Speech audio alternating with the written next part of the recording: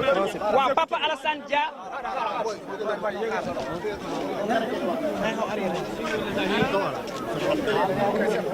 c'est Papa Alassane Dia,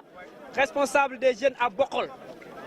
Les populations de la commune de Bokhol sont aujourd'hui ici présentes pour protester et dénoncer l'occupation des terres situées à la hauteur de Carrière par la commune de Gaïa. Nous interpellons le président de la République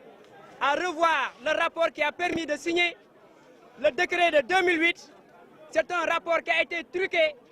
conduisant à des anomalies et créant également des incohérences territoriales.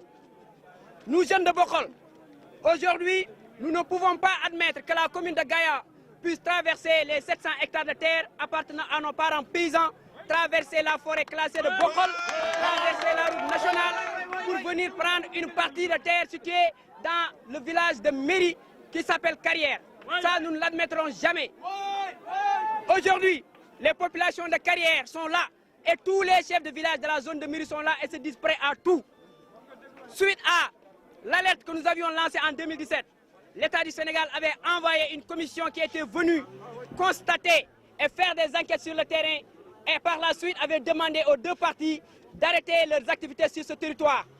Mais à notre grande surprise, nous voyons que le maire de Gaïa, qui se croit tout permis et qui se dit être proche des autorités, continue encore à mener des actions qui nous considérons comme des provocations. Et nous ne voulons pas répondre à la provocation. Aujourd'hui, nous, jeunes de Bokhol, nous, jeunes de la commune de Bokhol, nous invitons les autorités, nous invitons le président de la République, nous invitons nos chefs religieux à prendre une décision pour régler ce problème-là définitivement avant que le pire ne se produise. Nous interpellons également le ministre de l'Intérieur. Nous ne pouvons pas permettre que le maire de Gaïa, aujourd'hui, au moment où on a demandé d'arrêter toutes les activités, il s'est permis de construire une salle de classe dans la forêt classée de Bokhol. Il s'est permis également de recevoir un ministre de la République, le ministre de la Femme, pour dire qu'il va poser une première pierre pour construire un magasin dans un endroit qui est litigieux. Ça, nous ne l'admettrons pas. Que les autorités prennent une décision pour régler ce problème-là définitivement avant que le pire ne se produise. Les populations sont là, ils sont déterminés, sont engagés à aller jusqu'au bout, quitte à ce qu'on y perd la vie, on n'a pas peur d'aller en prison.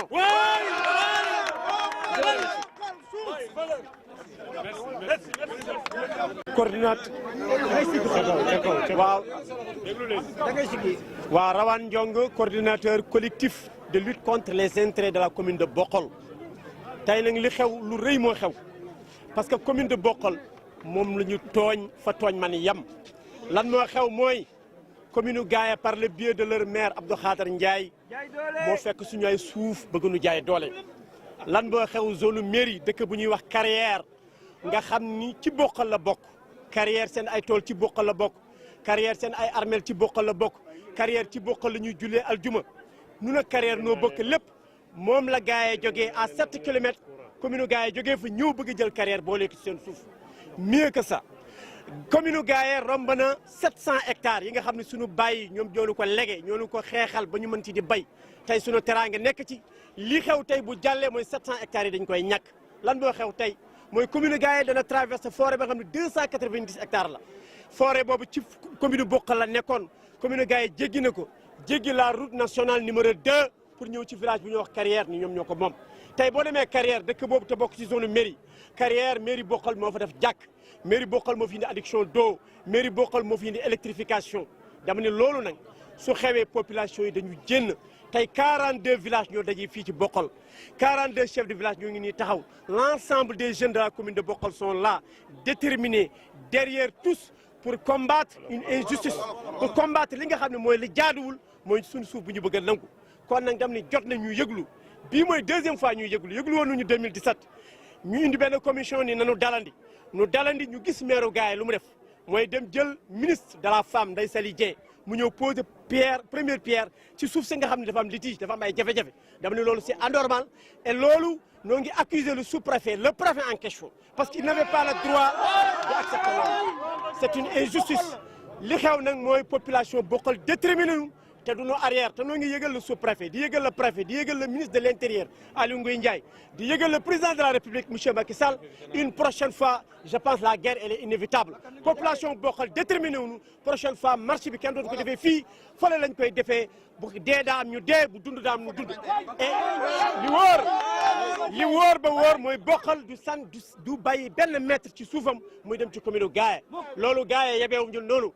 Kader Ndiaye nag doole ju mu yor di ko demee jaaxal nañu trop parce que un homme responsable doit vraiment poser des actes responsables Bokhol ak Gaye démb ak barki dem ñoo bokkoon ndey ak baay kenn mënu leen jaxate mais suñu suuf bàyyiwuñu ko tey bàyyiwuñu ko suba bàyyiwuñu ko gannaaw suba li wóor ba wóor daal population yi li ñu wane nii tey beneen yoon dina gën a métti bay boo na gendarmerie préparé wul na police préparé wul la confrontation est inévitable il y aura bel et bien